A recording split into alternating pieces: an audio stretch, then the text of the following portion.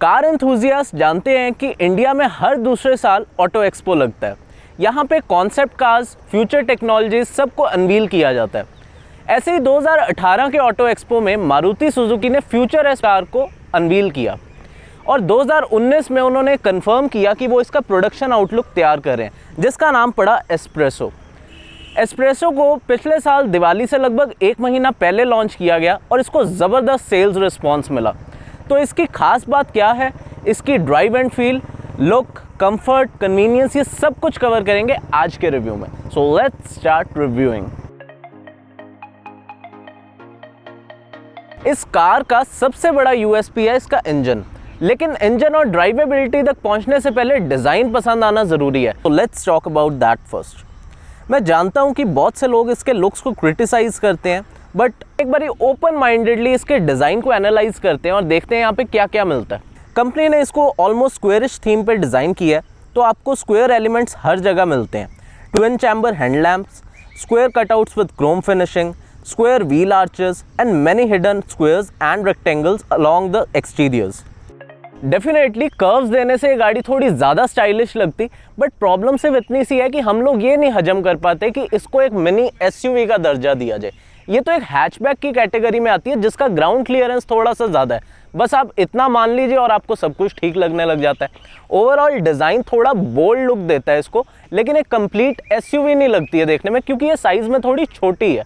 And design को stylish बनाने के लिए कंपनी ने जो भी कोशिश की है वो साफ दिखती है, जैसे कि signature C shape tail lamps, body claddings, DRLs, body coloured ORVMs and door handles, blacked out B pillars. But design को लेके कुछ कुछ नेगेटिव्स भी हैं, जैसे कि ये जो बम्पर पार्ट है इसको यहाँ पे सडनली एक ब्लैक लुक दे दिया। अगर आप साइड से भी इसको थोड़ा नीचे तक एक्सटेंड करते तो इसका फ्रंट लुक जो है वो थोड़ा सा एनहांस हो जाता। और ये साइड इंडिकेटर्स जो एटलीस्ट टॉप मॉडल में तो ORVM पे माउंटेड होने चाहिए थे। अब ये तो था इसका एक्सटीरियर, पर अभी भी इसके कुछ हिडन एलिमेंट्स और यूएसपी बताना बाकी है, तो आप इस वीडियो को देखते रहिए। Before moving to the interior, इसके कन्वीनियंस में ऐड करने वाले कुछ पॉइंट्स हैं, तो पहले उनको देखते हैं। जैसे कि हाई ग्राउंड क्लियरेंस होने की वजह से सीट्स पे बैठना और उठना ईजी हो जाता है। प्लस इसकी शॉर्ट लेंथ को कंपनसेट करने के लिए वाइड ओपनिंग डोर्स दिए गए हैं, तो रियर सीट्स में एंटर और एग्जिट करना भी ईजी हो जाता है।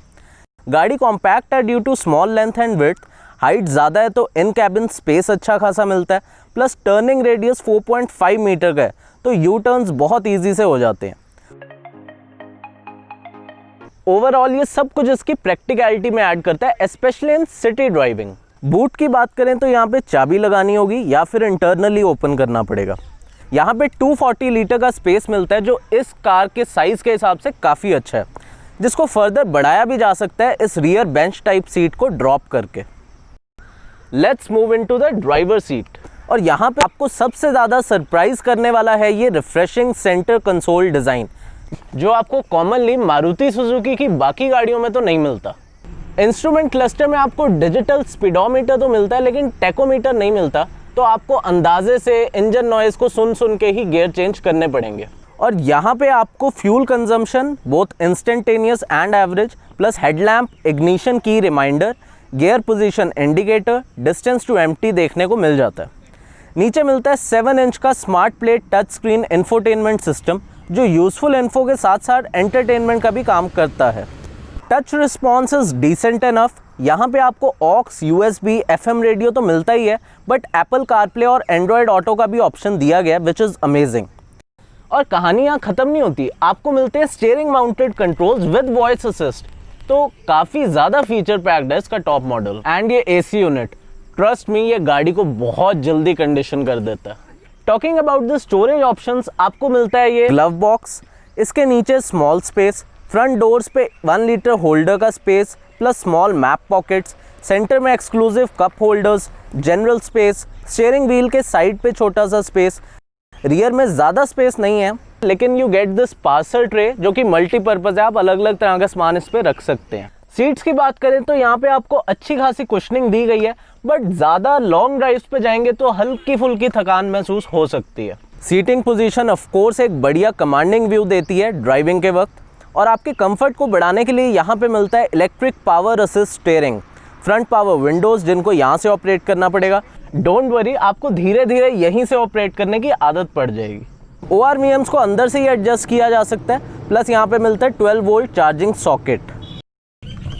तो गाड़ी का फ्रंट तो बहुत शानदार है, एक बार ये रियर को भी एक्सपीरियंस कर लेते हैं। कंपनी चाहे इसको 5 सीटर कहे, लेकिन अगर एडल्ट्स की बात करें तो पीछे 2 ही एडल्ट्स कंफर्टेबली बैठ सकते हैं, स्पेशली जब आप लॉन्ग ड्राइव्स पे जा रहे हैं। स्लिम डोर्स होने की वजह से शोल्डर रूम को मैक्सिमाइज करने की कोशिश की गई है, बट स्टिल 3 बच्चे तो बैठ सकते हैं, पर बड़े खास करके जिनका बिल्ड मेरे से भी ज़्यादा हो तो वो शायद थोड़ा बहुत प्रॉब्लम हो जाएगा। बट ओवरऑल गाड़ी के हेडरूम और लेग रूम में बिल्कुल कोई कमी नहीं है और बहुत अच्छा आपको कैबिन स्पेस मिलता है। इनफैक्ट ये इस सेगमेंट का सबसे बड़ा कैबिन स्पेस है।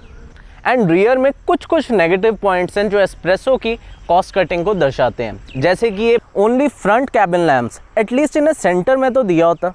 Manual window options even on top variant. अब बारी है इसकी ड्राइवेबिलिटी को चेक करने की, and as I told you इसका इंजन इसकी USP है। तो सबसे पहले हुड को ओपन करके देखते हैं। यहाँ पे आपको मिलता है मारुति सुजुकी का K10B पेट्रोल यूनिट, जिसको सक्सेसफुली पास में भी ऑल्टो, A-स्टार, एस्टिलो जैसी गाड़ियों में देखा जा चुका है। प्रेजेंटली भी इसको वैगनआर और सिलेरियो में यूज़ किया जा रहा है, और टाइम के साथ साथ कंपनी ने इस पेट्रोल यूनिट को बहुत रिफाइन किया है और इसके फ्रिक्शनल लॉसेस को और भी कम कर दिया। टेक्निकली ये इंजन 998 सीसी का 3 सिलेंडर है, लेकिन 67 bhp निकालता है एट 5500 RPM और 90 न्यूटन मीटर्स का टॉर्क जनरेट करता है एट 3500 RPM।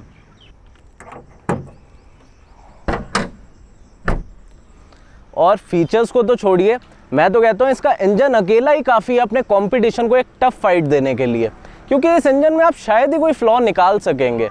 ये इंजन बहुत ही ज़्यादा पंची परफॉर्मेंस देता है, and the cherry on the cake is कि ये BS6 कॉम्प्लायंट इंजन है। इस इंजन को यूज़ करने वाली गाड़ियाँ इंडिया में हर रोज़ हिल्स, विलेज, हाईवेज, सिटी हर जगह इसको रोज़ टेस्ट करती हैं और इसकी परफॉर्मेंस का मज़ा उठाती हैं, क्योंकि ये engine after tuning peak torque को बहुत लो RPMs पे डिलीवर कर देता है और पावर डिलीवरी भी स्मूथ है। हाँ, आपको 100+ स्पीड पे क्रूज़ करने में शायद थोड़ी दिक्कत आ सकती है विद फुल पेलोड, बट शायद आप भूल रहे हैं कि ये सिर्फ 1 लीटर नेचुरली एस्पिरेटेड इंजन है जो अपनी लास्ट ब्रेथ तक आपको पावर डिलीवर करने का वादा करता है। यहाँ पे आपको सिर्फ 27 लीटर का पेट्रोल टैंक मिलता है, जो सुनने में थोड़ा सा कम लग सकता है, बट वंस आप इसकी माइलेज फिगर्स को देखेंगे तो आप फुल्ली सेटिस्फाइड फील करेंगे। कंपनी को टेस्ट एजेंसी की तरफ से 21.4 किलोमीटर पर लीटर का माइलेज क्लेम मिलता है, और इसके ऑटोमेटिक गियर शिफ्ट वर्जन में आपको 21.7 किलोमीटर पर लीटर का भी एवरेज देखने को मिल जाएगा। एंड रियल लाइफ कंडीशंस में आप सिटी के अंदर 16-17 और हाईवेज पे लगभग 20 का एवरेज एक्सपेक्ट कर सकते हैं, और जितनी अच्छी ड्राइविंग होगी उतना अच्छा ही आपको माइलेज भी मिलेगा। Particularly automatic gear shift variant की बात करूं तो एक ही चीज़ कहना चाहूँगा, आप इसको एक बार चला के देखिए, आपका मन आ जाएगा इस पर, क्योंकि इसको चलाना इतना ही इजी है जितना कि एक एक्टिवा को चलाना है, क्योंकि आपने सिर्फ एक्सेलरेशन और ब्रेकिंग पे ही तो ध्यान देना है। लेकिन क्योंकि AMT टेक्नोलॉजी आपको ड्राइविंग मोड भी देती है और उसमें प्लस माइनस का ऑप्शन है, तो थोड़ा बहुत आपको कंट्रोल मिल जाता है गियर्स को खुद चेंज करने के ऊपर। लेकिन अगर आप हैवी थ्रॉटलिंग करेंगे तो गाड़ी को ये समझने में थोड़ा बहुत टाइम लग जाता है कि आप क्या डिमांड कर रहे हैं, और उसके बाद वो गियर को अपने आप लोअर डाउन करता है और आपको हैवी एक्सेलरेशन प्रोवाइड करता है। क्योंकि AMT टेक्नोलॉजी दूसरे कन्वेंशनल ऑटोमेटिक गियर बॉक्स से थोड़ी बहुत अलग होती है, तो इसलिए आपको थोड़ा बहुत जर्क और टाइम लैग फील हो सकता है, बट लॉन्ग रन में आपको बहुत मददगार साबित होगा। तो just take a test drive. Vehicle dynamics की बात करूँ तो थोड़ा सा सोसो है, क्योंकि सस्पेंशन थोड़ा स्टिफर साइड पे है और हाई ग्राउंड क्लियरेंस होने की वजह से कॉइल और डैम्पर को जो रन मिलता है वो भी ज़्यादा है, बट स्टिल इसकी हाइट काफ़ी ज़्यादा है और बॉडी रोल फील होता है, तो हाई स्पीड पे कॉर्नरिंग करते हुए आपको उतना कॉन्फिडेंस तो फील नहीं होने वाला। कंपनी ने एक्सेल्स को बिल्कुल एंड तक स्ट्रेच कर दिया और इसके व्हील बेस को मैक्सिमाइज करने की कोशिश की है, बट ओवरऑल लेंथ ही गाड़ी की थोड़ी सी कम है, तो ऐसे में रियर पैसेंजर्स को पॉट होल्स में थोड़ा बहुत झटके का सामना तो करना पड़ेगा। बट आई मस्ट से कि ओवरऑल जो इसकी परफॉर्मेंस है गड्ढों पे और पॉट होल्स में वो काफ़ी अप्रिशिएबल है। स्टीयरिंग में थोड़ा बहुत प्ले है और एंट्री लेवल कार्स में आप अडेप्टिव स्टीयरिंग कंट्रोल टेक्नोलॉजी को तो एक्सपेक्ट नहीं कर सकते, बट इस प्राइस पॉइंट पे जो टेक्नोलॉजी आपको मिलती है वो सेटिस्फैक्ट्री है। गाड़ी की ब्रेकिंग इसका प्लस पॉइंट है। आपको conventional ventilated disc at front और ड्रम्स एट रियर का ही ऑप्शन मिलता है, लेकिन ब्रेकिंग ऑन पॉइंट मिलती है जब भी जैसे भी आप चाहें, तो काफ़ी अच्छी। And now let's cover last but not the least point. Maruti Suzuki की सेफ्टी को लेके हमेशा मार्केट में मिक्स्ड रिव्यूज़ रहे हैं, लेकिन अगर मैं इस मॉडल की सेफ्टी के बारे में बात करूं, अब सेफ्टी अलग अलग तरह की होती है, तो इसमें ऑफर होने वाले जो सेफ्टी फीचर्स हैं अगर आप उस पर एक बारी लुक देंगे तो आपको पता लगेगा। इसमें 2 फ्रंटल एयर बैग्स मिलते हैं एंड सीट बेल्ट्स में प्री टेंशनर और फोर्स लिमिटर्स मिलते हैं। ये गाड़ी पेडेस्ट्रियन प्रोटेक्शन और क्रैश कॉम्प्लायंस है, ABS EBD मिलता है, reverse parking sensor, speed alert system, immobiliser की, और ये जितने भी फीचर्स आप देख रहे हैं ये सब मिलता है इस वेरिएंट में। और कंपनी हमेशा एक टर्म का यूज़ करती है कि हमने नई गाड़ियों को हार्डटेक प्लेटफॉर्म पे डिज़ाइन किया है। ये 40% हाई टेंसाइल स्टील का यूज़ करके इसकी चेसिस को बहुत ज़्यादा अच्छा बना देते हैं और ये अब शॉक्स को बेटर एब्जॉर्ब कर सकता है, विच इज़ वेरी ट्रू। लेकिन आपको ये देखना पड़ेगा, चेसिस सिर्फ नीचे रन करती है और ऊपर जो बॉडी लगती है वो पैनल्स थोड़े से हल्के हैं। और मेरा एक्सपीरियंस ये कहता है कि इस गाड़ी को आप 80 to 100 की मैक्सिमम स्पीड पे ही चलाएं, इवन आप हाईवेज़ पे भी हैं तब भी, क्योंकि इसके बाद अगर आप गाड़ी को चलाते हैं तो एमरजेंसी सिचुएशंस में इसको कंट्रोल करना थोड़ा मुश्किल हो सकता है। और ये बात सिर्फ इस गाड़ी के लिए नहीं है, ये हर उस गाड़ी के लिए जो थोड़ी छोटे साइज़ की है, क्योंकि इन गाड़ियों की टॉप स्पीड में भी 140-150 तक जा सकती है। लेकिन अगर सेफ्टी को ध्यान में रखें तो आपको 80 to 100 की मैक्सिमम स्पीड तक ही रहना चाहिए। And now the verdict time, espresso को लेना चाहिए या नहीं लेना चाहिए? इसका आंसर हाँ भी है और ना भी। हाँ की बहुत सारी वजह हैं, जैसे कि इसका bold design, surprising interiors, best in class rear legroom, इसका अच्छा बूट स्पेस, पेपे इंजन, उससे मिलने वाला एक अच्छा माइलेज, और इसका ओवरऑल कॉम्पैक्ट डिज़ाइन जो सिटी कंडीशन की ड्राइविंग के लिए परफेक्ट है। और अगर मैं ना बोलूँ तो उसकी एक ही वजह है कि अगर आपका बजट 5-6 लाख से ज़्यादा है और आपको कोई और गाड़ी पसंद है जो बेटर इक्विप्ड है, तो डेफिनेटली आप इसको छोड़ सकते हैं और वो ले सकते हैं। सो गाइस, इसी के साथ साथ मैं इस रिव्यू को रैप अप करता हूँ।